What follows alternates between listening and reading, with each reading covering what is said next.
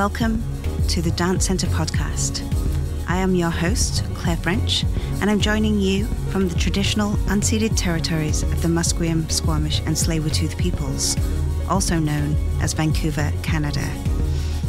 I'll be talking to dancers, choreographers and other members of the dance world here on the West Coast to find out more about their creative work and practices and to discuss what it means to us to be dance professionals today. Thanks for joining us. Welcome to our monthly podcast. I'm delighted to be inviting Naomi Brand and Harmanie Rose of All Bodies Dance Project, two key members of the company, organization, institution, wonderful ideology. The company is based in Vancouver, also on the unceded Squamish, Tsleil-Waututh, Musqueam territories, and we are absolutely delighted to have them with us today. They have a show coming up at the Dance Centre in March, and we will be talking a little bit about that. But first, what I'd love to do is to bring Harmanie and Naomi into the conversation right away and find out a little bit about their personal histories and journeys into dance before we talk about All Bodies. So I'm going to hand it over, and I would like to start with Harmanie. If you could just tell us a little bit about your journey to here.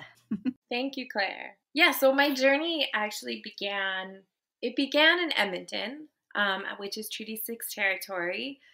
It was after I had experienced so many different health problems. I'm going to say problems. I hesitated to use the word problems, but my body wasn't working the way it used to. I went from walking with a limp because I have spina bifida to losing that ability slowly, walking with a leg brace to walking with a leg brace and a cane to walking with crutches and a leg brace, and then finally having a surgery on my spine. And after that surgery, I ended up in a wheelchair. And at that point, because I had heard so much about being in a chair was like the end of your life, and it was this message, I was like, everything's over. Absolutely. I don't know what I'm going to do with the rest of my life. I'm only 23. And I met a bunch of peers that also used manual wheelchairs, and they had an opportunity to work in a dance show for orchestras at the University of Alberta. And I was into it for the advocacy part of it, because I'm always interested in trying to help people and push a narrative that means accessibility and honesty, because I didn't even know it existed. And so once I learned and was so embraced by the community, I was all on board and everybody should know about it. But I wasn't really into dance. I was like, I'm going to hate it. It's going to be terrible, but I'm going to go do it anyways. And I wheeled into the room rather, and everybody was so welcoming. And the very first instruction in the warm-up was move in a way that felt good to you. And those instructions were the first time while using a chair that I actually moved in a way for myself. It wasn't to do a task or go to point A to point B or accomplish something, and something that transformed inside of me at that moment, where that's what I wanted to do and wanted to explore. So I think that's where my dancing journey really began, was that moment of realization in that dance studio when I could finally move in a way that felt good to me. And through my dancing journey, I discovered how to move better in a chair, what my body was, and I haven't really stopped learning about that. My body keeps changing, the way I move around keeps changing, but dance has always been the thing that's helped me together, and I'm always learning more. So I helped a dance community in Edmonton develop an integrated dance program called I Dance Edmonton. And then from there, they changed their name to CRIPSI, the Collaborative Radically Integrated Performer Society in Edmonton. Long name, I know. And I was really tired of snow, so I moved down to Vancouver, hoping that at some point I would be able to find a dance community. But what do you know? Naomi, who I already had met in Alberta because she was from Calgary, had just started a dance project called the All Bodies Dance Project. So almost a month later, I got involved in a dance community, and I haven't looked back. I was so welcomed, and so appreciated they appreciated my own experiences. And I think Naomi and I have had moments where we've had growing pains, but we've really grown together as colleagues. And I've appreciated her mentorship throughout the years and her experience and ultimately her friendship. Amazing. So wonderful. I think that's a lovely segue. Naomi, take it away. Harmony. Well, my story into dance is maybe more typical. I began dancing as a kid. I did a tap class at a community center, but early on, I didn't do dance in a very serious way, and I had the fortune of my like sort of formative dance experiences also being kind of experiences in community.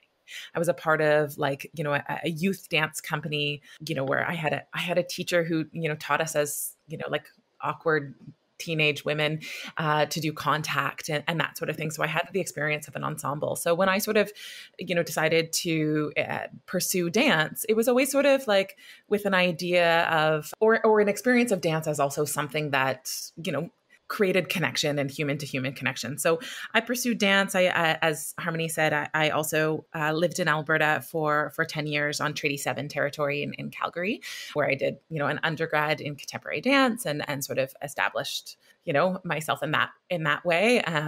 And always in interest in choreography and in making dances as well as, being a performer. But sort of all along, like alongside this sort of track, this very sort of typical professional dance pursuit was always, a sort of teaching practice or interest in work with people. Dance, I always taught dance to non-professionals, to kids, marginalized folks. I worked with older adults, and I worked for a number of years, really just as a gig, with a company in Calgary that doesn't exist anymore. That was called Momo Dance Theatre. That was also a mixed ability dance company that worked with folks with and without disabilities. And I sort of like, for many years thought of that work as kind of like on a different realm from like my high art professional doing pliés and tendus kind of dance work, that they were totally separate. And, over the past 10 years, that work, that's really not the way I think about it anymore. So I moved to Musqueam, Squamish, and Tsleil-Waututh territory in 2013, showed up here. What do you know? Vancouver does not need another white, cisgendered, able-bodied contemporary dancer. So I needed a place for myself in this community. And I had the good fortune of meeting a dear friend and colleague of both Harmony and I's, Sarah Bourne, who used to go by Sarah Lapp, and who is a dancer and a wheelchair user also. And she and I, along with our colleague Murray Rossner, wrote a Canada Council grant to do a project that would, be a space for folks with and without disabilities to dance together. And, at the time I sort of thought of that as like, I need a gig. What is something I can offer this community? What is something I have experience with? And that was 8 years ago. And, it was not at all what I thought would be sort of what has become my really like artistic practice, and has really shifted the way that I think of, like all the kind of hierarchical ideas that I had about, typical thin white bodies doing really spectacular dance moves, that being the ultimate art, and this sort of community art being this other thing on the side. Now I don't see it as any difference at all. And the way I think about my artistic work is that, if there are people who have been trained for 25 years who are like, if Crystal Pite was in the room, or if, a wheelchair user who had never, ever, ever danced before was in the room, I probably would work in the same way, or at least hypothetically. And yes, I think that's really important.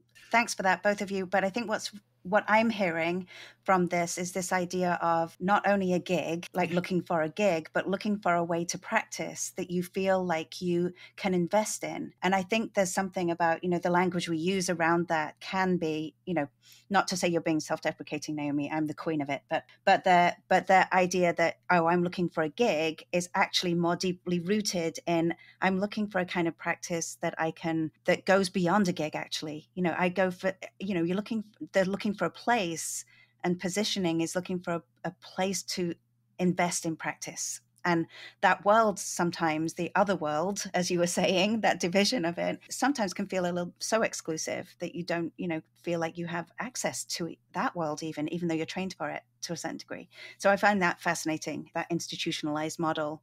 And I feel like from what both of you have said, it's like this, Harmony, when you said about to be able to move better in a chair, I think that's going to stick with me for a long time, because that to me goes way beyond dance and way beyond, like, it's an integrated, that's a perfect example of an integrated practice, like how it informs you as a practitioner and as a human being to find a way to maneuver in the world. I just think that's so exciting to me, all of that. So I'd love to then just bring it to All Bodies Dance Project. And I purposefully today didn't introduce you in the way that the text that I've been given to describe the company and the text you use, which is on your website, because in doing this podcast a little bit, I felt like that can be a bit of a trap for me in terms of allowing the conversation to go somewhere else. And that information is available for people. So if they go to your website, they go to the dance center, they can find that kind of factual information that you yourselves report in your documentation. But I would love, in your own words, and now to just like for you to talk a little bit about who All Bodies Dance Project is, why it exists, and how it exists, and to give you some freedom as well for you to kind of like feel like you can leave your mandate a little bit, maybe if you want to, in this situation. Totally. I'll take this one first, and then Harmony can fill in all the gaps of things I forgot. But I really appreciate that invitation, Claire, because we end up saying all of our little taglines. And I think like in the gray areas is really where the work is. And the timing of this particular question, like, we've had a way that we've described our work in grants and on websites and stuff like that. And as I said, this is sort of like our 8th year. We're really actually trying to figure out and renew our identity in a certain way. And so, who we are and what we're doing is really in the air right now in our sort of, maybe midlife, maybe teenage life crisis, or, our organizational Saturn returns. But when we started, like, as I said, like the idea and the way we used to talk about it was, All Bodies Dance Project is a place, brings together artists with and without disabilities. And that is certainly still true. Our work is really about the meeting of people with different experiences, and disability is certainly a lot of that.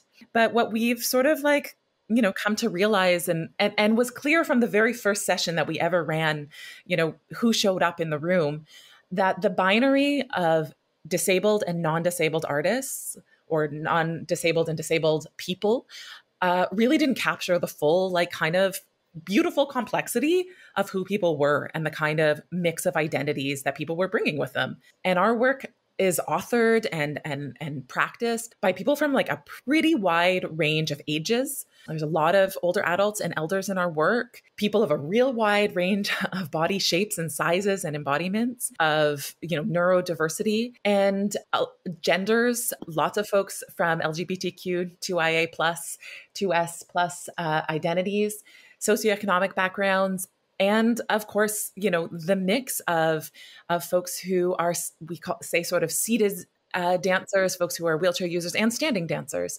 And a lot of that is totally invisible. We have no idea. And so now we're kind of trying to figure out how to describe that in a way that feels honest and representative of who's actually in the work, as well as what can be seen. Because there's a lot of times where a room might look like it's a room full of typical bodies, and we don't actually know what identities people hold or what experiences people hold. And so we never ask, because it's not important.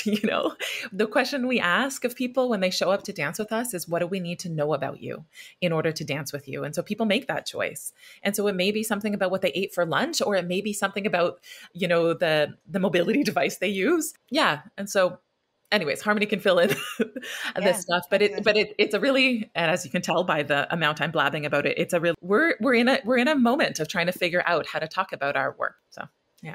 I think there's always been a sense of everybody bringing their own thing to the work. So in any community performance, or even in any community class improvisation, everybody brings all of the stuff that came before. So maybe if they have had a long life and they've lived in a different country, or they've come from a different experience, all of that comes with them. Or if you have a disability, or if you've traversed disabilities and your body changes, all of that comes to the room. And the way that it meets with other dancers and other dancers' experiences always comes out in such a beautiful unfolding and a beautiful like relationship that is just one of the reasons people keep coming back to class. One of the reasons I love to teach is to witness these relationships. And hopefully, maybe there will be words to really describe it in a succinct way. But it's just watching those relationships unfold that I think is the true beauty of what all bodies dance is. Yeah. It feels like there's the witnessing side, and then there's the surprise of finding oneself in that type of relationship as well, that I think there may be a more formalist kind of expectation of coming in and we're going to do this idea and this is where it's happening spatially, and all of those things kind of purposefully take away so that the surprise elements are like not going to affect. But I feel like that in witnessing those relationships, there's obviously a kind of, it's almost like they have to be witnessed and experienced by the people doing them at the same time. That's what I find so exciting about, that kind of space. Yeah, Naomi, you're going to add to that. No, I just, what Harmony was sort of describing is, one of the things that's like sort of basic to our work is that people don't leave their sort of true selves at the door. And that's sort of something, in like my own kind of coming to this as my full artistic practice, there was something that I was taught and very instilled in me as a typical professional dance artist about like, you kind of leave your shit at the door, like you come into the studio and you work, and the bad day or the like sore back or like the whatever it is, kind of like you leave that there. And our work really consciously like kind of straddles between what, is community dance and professional dance, in that we don't ask people to leave all of that. That actually all of that stuff is like, I mean, it's certainly useful sometimes to leave some of our bad moods at the door, but it's also like, it is the material of our different experiences. And that, is kind of a relief in many ways after being in professional world, or that there just is a different expectation to be like, well, yeah, you can be a person in the dancing space. And yeah, so what, just reminding Harmony, the way you spoke about it just reminded me about the prioritizing in our work. I mean, we run free community classes, and the people in those classes are both professional artists who have this huge, long history of what being in a dance space is. And then there are people for whom, like, coming into the room, they have no concept of like this whole history and protocol of dance world. And I say that in, quotations. And so the meeting of people with those different kind of associations with what dance is where the surprise is, as you say, Claire, like. Yeah. Where do you practice usually? Like, which spaces do you use? I mean, you use the dance center, but not always, I know. So yeah, what are your other spaces in town? Where can people join you? So I don't know our exact schedule right now, but I know that we work out of the Roundhouse Community Center, the Trout Lake Community Center. Roundhouse usually on Saturdays. Our youth group also works out of the Roundhouse on Sundays. We'll be starting up again with that in the spring. And in previous years, we've worked out of Sunset Community Center. And then more recently, we've developed a relationship with Carnegie where we offer classes. And I think we've had a relationship with the Gathering Place where we've done rehearsal spaces there. So it really is a relationship with the community and community spaces that has built our work. Yeah. And those like spaces, I mean, we're the difference also, in working at somewhere like the dance center versus working somewhere like, Carnegie Community Center is like putting our practice in a place where people are, as opposed to a place where only artists are, and kind of like shifting between these different sort of cultures of what the associations between, like what is an art space versus what is, a community space. And of course, all of our considerations of accessibility play into that. Yeah, exactly. And that's what I think is, it's important to know how many spaces are available. Community centers particularly are available for you to be able to do this, and that you feel that those, hopefully you feel that those spaces are conducive for what you're doing. And it seems like, very much so. Could I just ask you where you think All Bodies Dance Project's position is in Canada? And I ask you this partly because I know Canduco from England and worked with them in the 90s. And Adam Benjamin, who, started that company, is a professional dance artist with a professional dance career. And in the same way that you're saying, Naomi, would not separate his work, with for Canduco and the artwork that's made from his other work. It's separated in terms of venue, perhaps, and the people who are involved, but as a philosophy, it kind of oversees everything. But there's something about having Canduco holding a position in England, for me, in my history, of making sure that this was visible, that this was explicitly about able-bodied at the time and disabled bodied, like the disability and abilities, and also to be able to present in professional venues. And so a lot of the time that I saw Canduco, I saw them in theatres. I saw them at the Place Theatre in London. I saw them at the Southbank Centre. I saw them in these places that were professional theatre venues. And that's made a big impact on me in terms of how I understand it. So I also see All Bodies doing the same thing, and where you choose to present, and the fact that you have a show coming up in the Dance Centre programming and all of those things. So could you talk a little bit about that, but also on a national level? Yeah, I think Harmanie and I will fight over who has more to say about this one. But you'll have to relay. You'll have to totally. I mean, pass the baton totally. back and forth. I mean, Canduco, and I would, put sort of companies like Axis Dance, which is based in California, sort of in the same category. I mean, there's lots of companies like that have long histories. Like, yeah, they were really, working at a time before, this work was sort of visible in Canada, right? This kind of integrated dance. And I don't know if I'd compare our work with theirs. I mean, in many ways, that's a lineage and that's a sort of history. But those companies work in very traditional dance company ways. And their work is also very virtuosic and really incredible and beautiful and skillful. But those dancers are training from what I know, of course, training in a way that is in the culture of the typical dance world that comes from classical ballet in many ways. They're doing technique class and they're doing this, and there's an artistic director and performing in those venues, as you say, and the work is spectacular. Not to say that our work isn't spectacular. No, but you almost mean it like with quotation marks around it, course, right? And exactly. Then, in my world, like in brackets underneath it, what's spectacular, and exactly. how people refer to that word. Yeah. Yeah, Harmanie, jump in. I just want to jump in because one of the things about being skillful and virtuosic is that they're pushing their disabled dancers, to their full limit. They're having to work like healthy, fully able dance artists.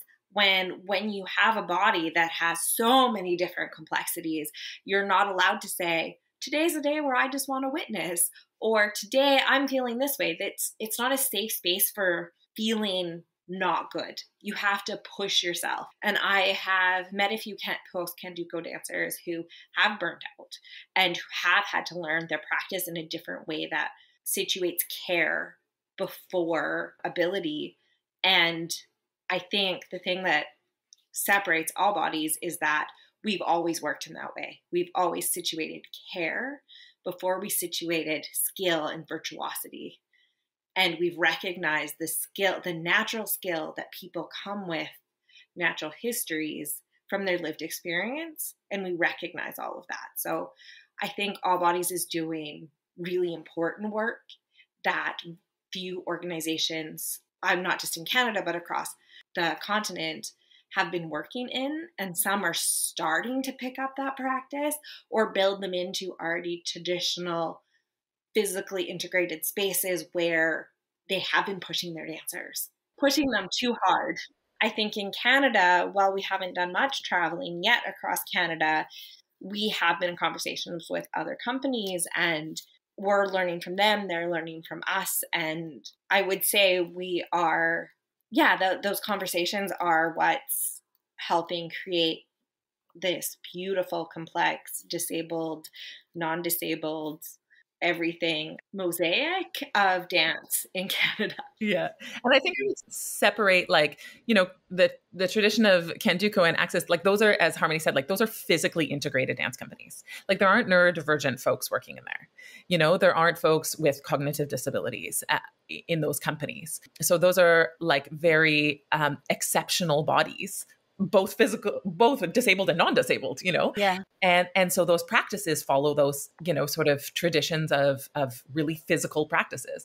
And not to say that our work isn't, but I think that by the very fact of who has showed up, I just think about the very first community class we ever ran, and who showed up in that room determined the way we worked. And there were folks in that room that, like weren't, and we've never done, follow along pliés tendus, like that hasn't been, we're not working in technique in that way.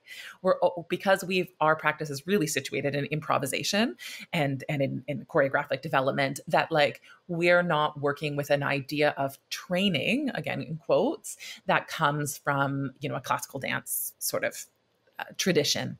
And like we're in a moment now, or we have been in a while, where like institutions like Canada Council and stuff like that are reckoning with how to account for the fact that many of their definitions of professional artists and professional practice have been based on this really Western colonized idea of what art training is. You go to an institution, you get a degree, da da da da.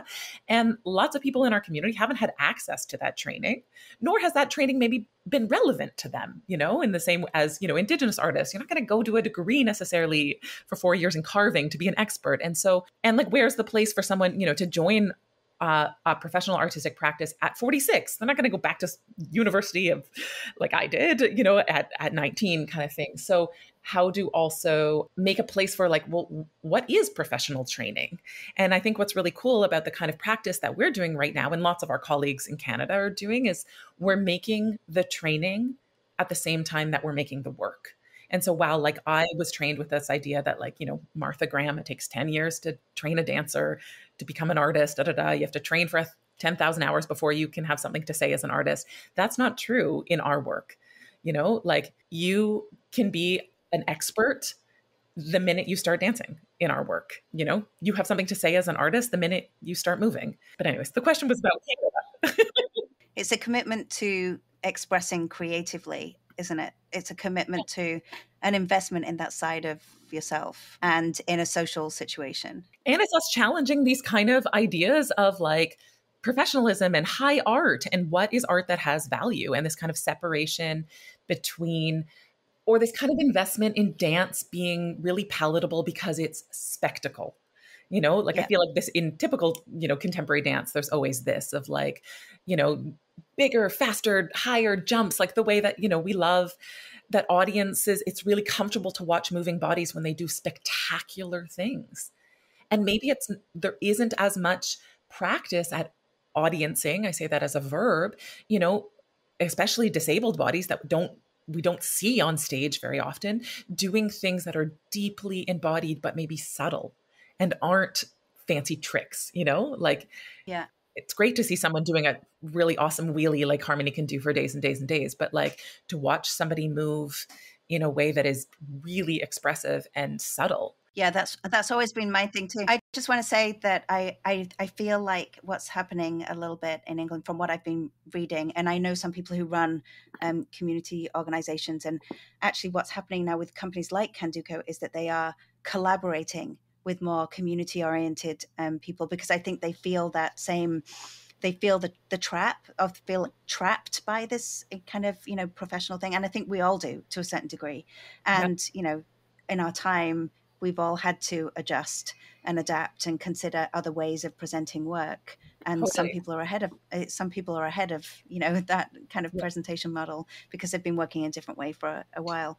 But I'm also really interested in the smaller scale, or in the idea that expression is on a spectrum, like, and that creative work and its expression, as in kind of explicitly like legible parts of the expression, like the visible components of it, can be so tiny, and it's a matter of attention, and a matter of like an audience's attention on those components.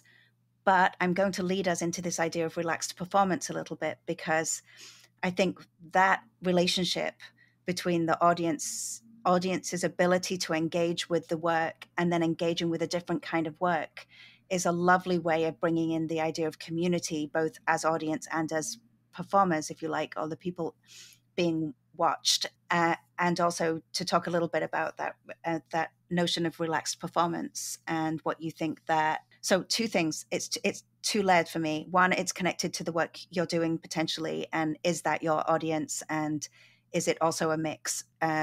Are you hoping that it will be more that way?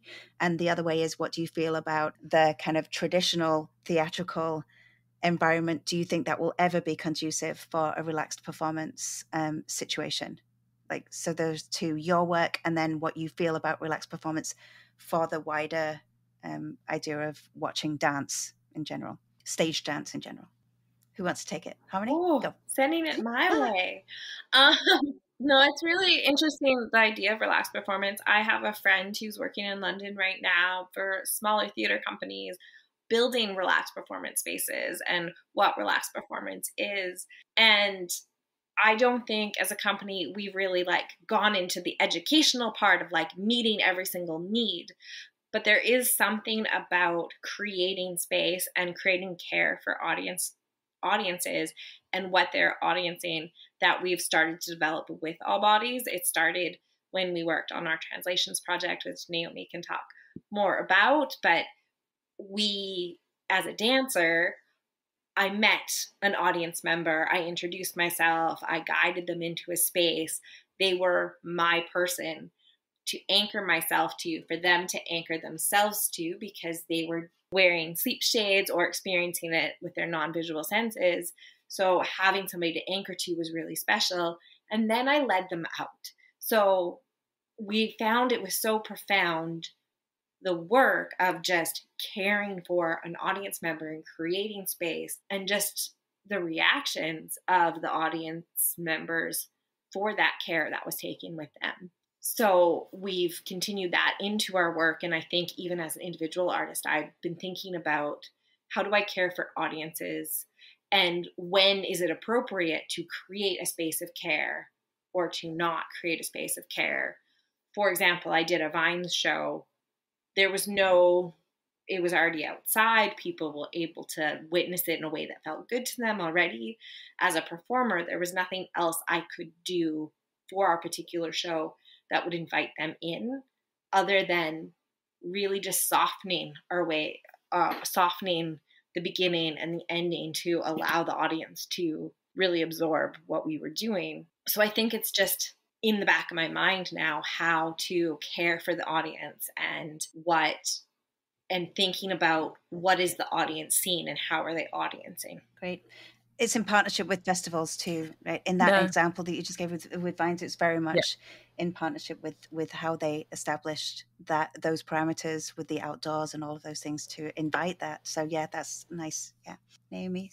The relaxed performance thing. Yeah. There was a lot of investment, the British Council paid for all this sort of training to come to Canada. There are a number of institutions that have done this kind of training around relaxed performance. And I did part of the training. It's very specific to folks, to creating spaces that are accessible to folks who are on the spectrum or sensory stuff. And Harmony's correct. It's not something we have fully committed to, because in reality, we haven't had a lot of performances where it made sense. And also being honest about we haven't made really strong connections with audience members from the autism community. And so not putting efforts into sort of the performance of accessibility when it isn't paired with also the genuine outreach. And so the project that Harmony was talking about, really, this was, probably the biggest project that we've done in All Bodies. It's called Translations, and we researched this piece for over 2 years before it premiered. And we worked alongside an organization called Vocal Eye that does live description for folks who are blind or partially sighted in Vancouver. And we research with consultants who are blind. And we created this performance that is accessed by, we say, the non-visual senses. So it's accessible to people who are blind or sighted, but everybody's experiencing it without vision. as Harmony described, like the piece is really a design that every audience member gets a lot of attention because they are guided through the performance. And in making this show, it was a profound shift in our company in thinking about who is our audience, who could be our audience, and how could we make performances in a way that the actual content was created with accessibility tools in mind. So rather than this thing of like creating a show and then hiring an ASL interpreter or hiring someone to describe it, or then making a version where the lights and the sound are quieter in order to make it, work in a more relaxed context after the show, how could we create dance in a way that like the accessibility stuff was like fully embedded, so it couldn't exist without the description. And that like really shifted our way of thinking about, and I'll, just be totally honest, like for me in my role in sort of directing that piece, it shifted my way of thinking about, I'm not creating dance for me and my way of perceiving dance, but actually choreographing for a potential audience member that has a completely different way of perceiving. And I know it sounds really simple, but it's like that really self-centered way that like we're all the centers of our own universe. And I always have approached making dance to satisfy my needs and interest and desires and my lived experience. But thinking about how we as a company could make work in a way that would like take someone who is blind or someone who has lived experience of disability or someone who is neurodivergent as the kind of neutral, as opposed to thinking of my particular embodiment as neutral and Harmonies as the exception or the thing that has to be accommodated. So like or conversely, working in the idea that like there actually is no neutral. And like I think nowadays everybody's sort of scrambling and trying to, check boxes around accessibility and da da da da. And there's so much of this kind of like slap an ASL interpreter on it and da da da da this. And without that being paired with, is the content of your art actually relevant to folks in that community? And there's a lot of, kind of reaching towards this kind of idea of like universal access, like, okay, we'll make audio description, we'll make ASL interpreted, we'll make relaxed performance. And it doesn't actually exist. A lot of these things are contradictory. The needs of an ASL speaker is different than the needs of someone who are neurodivergent. And they can't all work at the same time, despite this sort of like beautiful image that I think sometimes people are aiming for. And so I see, and, we're trying to figure out like a lot of, with our colleagues in the arts community right now, a lot of kind of performance of access that is coming from a really good place. But I see it as, like the kind of accessibility stuff being layered on at the end without really thinking about that being paired with the community development piece of like, who actually is your audience? And is there anything in the work that actually speaks to deaf community or deaf culture? Or is there actually something in the content that, why should blind people care about your dance? For example, it's a bit of my soapbox. Yeah, it's a lot of my soapbox. I think that's really a healthy position to talk from, and to also, because there's something about the pressures on companies that say they're inclusive and diverse and integrated and all of these things to be the people who do all of this, and of course it's a societal responsibility, and it requires a systemic shift that isn't down to one company or down to one sector, at all. So I think that's a beautiful way to kind of open up that, to debate that. And also there are two things. There's the kind of the creating care and situating the care. And then also this idea, I love audiencing, like just this kind of, I think those terms together just speak volumes about a kind of alternative virtuosity, if you like, and the need for developing skills that those skills need to be developed. That environment needs to be cultivated. That kind of investment and attention needs to be kind of cultivated. And that's what you're doing and talking about. So just a couple of more questions. I mean, we could go on for forever, but we'll just have to do another one. But for this, how do you think you've been received? I think however you want to talk about that, locally, nationally, internationally, your personal responses to that.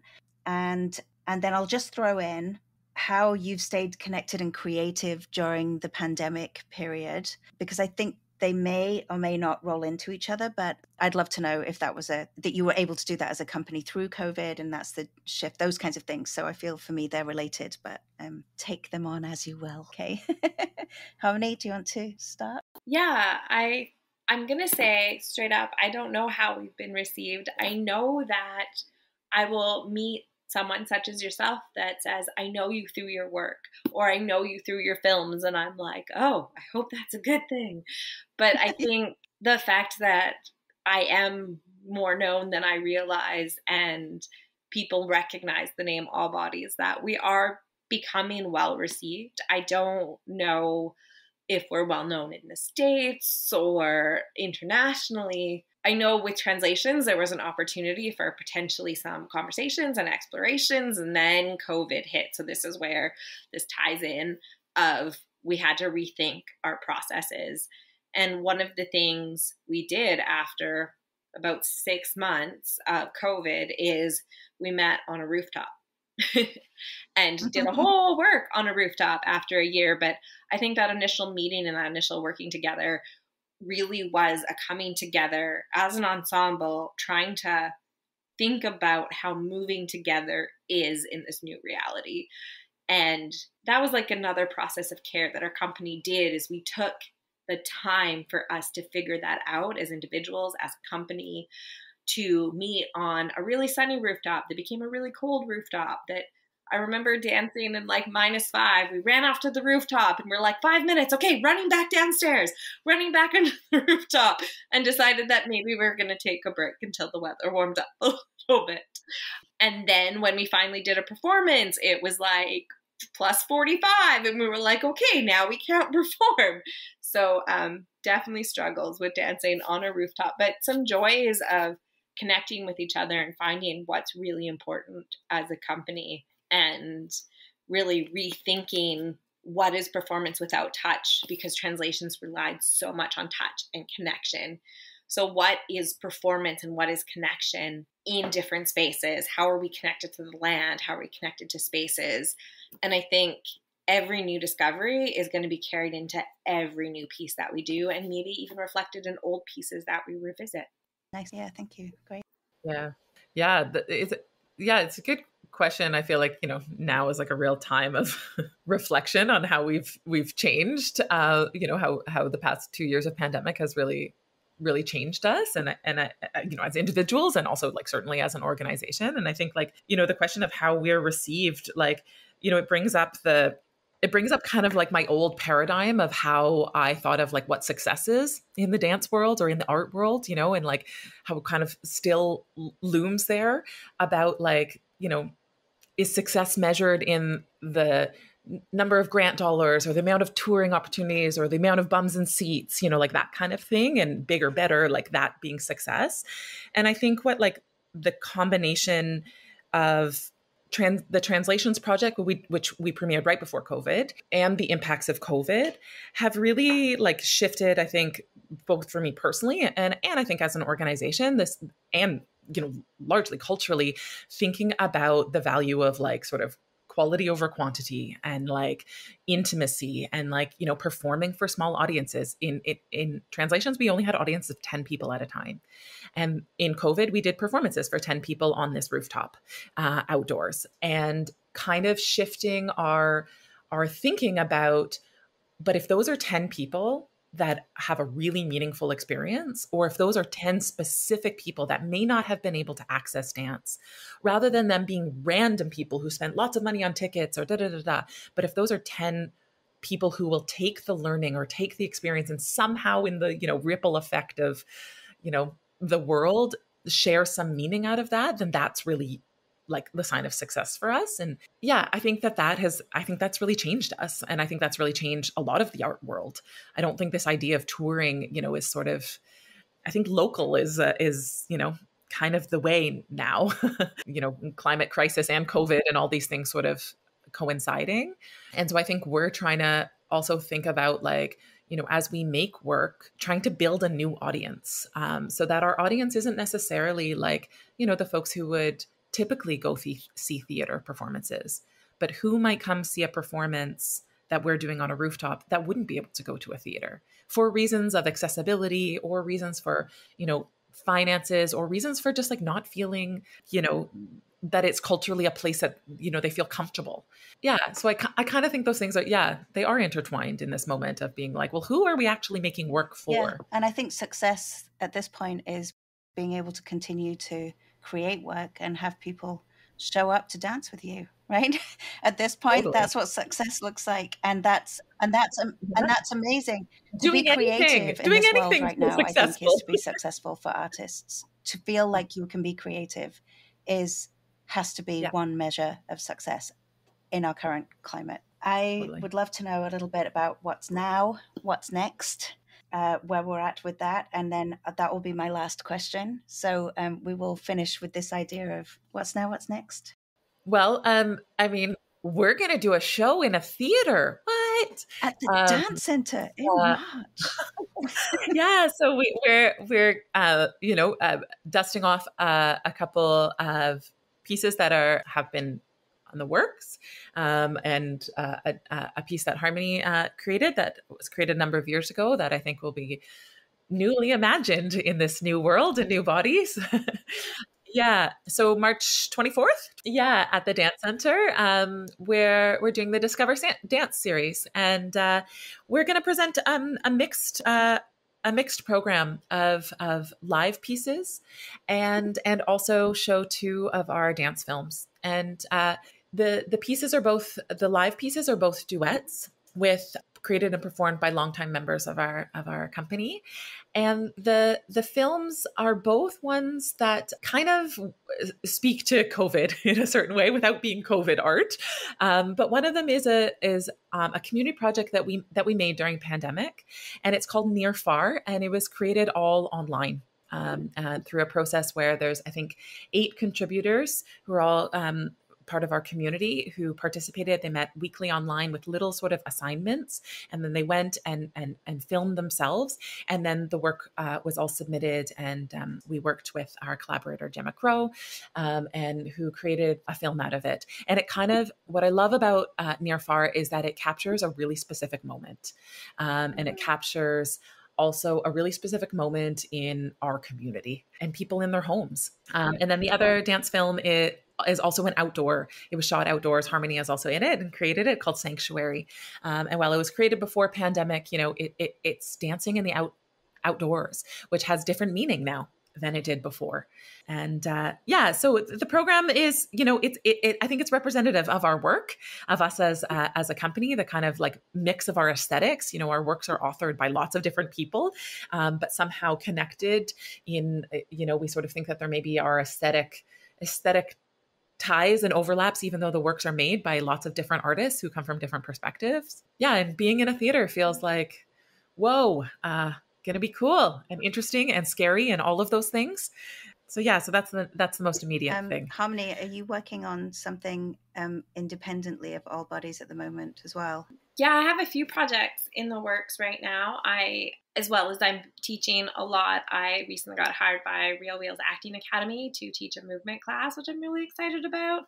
But I'm envisioning this project that I don't want to say a lot about, but it's about the disabled experience in how we experience falling and what falling means to us and in our own body. And like, it's a glimmer, and I can't wait to find bodies and experiences and really start working on the project and seeing what it can be. Yeah, there's so much potential there, but I don't want to say more because nothing's confirmed. Yeah, no, that's beautiful. Yeah, totally understand that moment of not wanting to also, say it I in think, the world and jinx you it. You don't want to hold yourself to, an idea too much either, right? Because we can get trapped by our own, to kill our darlings, right? That's what the art comes. Yeah. So many times you work with an idea, and the next thing you know, what comes out of it is something completely different, absolutely special, but completely different. And one of those works for me was Inflect, which will be showing on stage in a theater. And it's completely different than what my original idea was that I don't even remember. Oh, that's beautiful. And that's what we'll see in March. Yeah. Okay, that's wonderful. Well, we are talking in February. but this podcast will be going out just before the show, so in March. So I'm excited about the fact that we just ended with that. So make sure that you get your tickets if it's not already sold out by then. Success. So we talk about, well, and also, but what's beautiful as well is that we now have the restrictions are being lifted. So more people will be able to see it, and you'll be at the peak of the time as we're coming out the other side of this. Let's see what happens, but it feels kind of such a great way to celebrate that, and to bring all of that, together and invite people into the space to be like experiencing this with you. I think will be really great. Okay, so we will leave it there, but I want to thank you so much for your time and this conversation, and I look forward to seeing more work, to meeting you in person, Harmony, soon. And Naomi, to see you again live, as they say, and in the flesh. But otherwise, thank you so much. This has been wonderful, and I know we'll talk again. Oh, thank you, Claire. Thank you for making space for me to, rant all of my soapbox it's things. So good. We need airtime, airspace. Yeah, thank you so much. And thank you so much for the care and the conversations around care and the genuine conversations around care that I think we, are actually also intrinsic to how you work, but how you talk. And I think they're things that we need to have integrated into our conversations more in the dance world, and I think it's happening. But I just want to thank you for that. Thank you, Claire. Okay. I look forward to many more conversations. Have a lovely day. Yes, there will be many more. I already have like 3 in my mind. I will be emailing you some little things and connections. So that's wonderful. Thanks. Have a lovely day. Bye. Thanks. You too. Bye.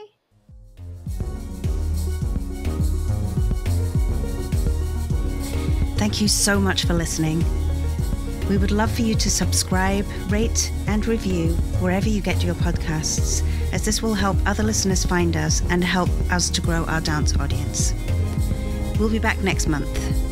In the meantime, you can follow us on Facebook at The Dance Centre, Twitter at Dance Centre, and Instagram at The Dance Centre BC. And if you'd like to support our work, please consider making a donation.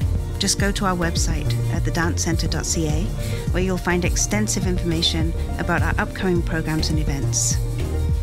The music for the Dance Centre podcast was composed by James B. Maxwell. Always a pleasure to connect with you through dance. Until next time.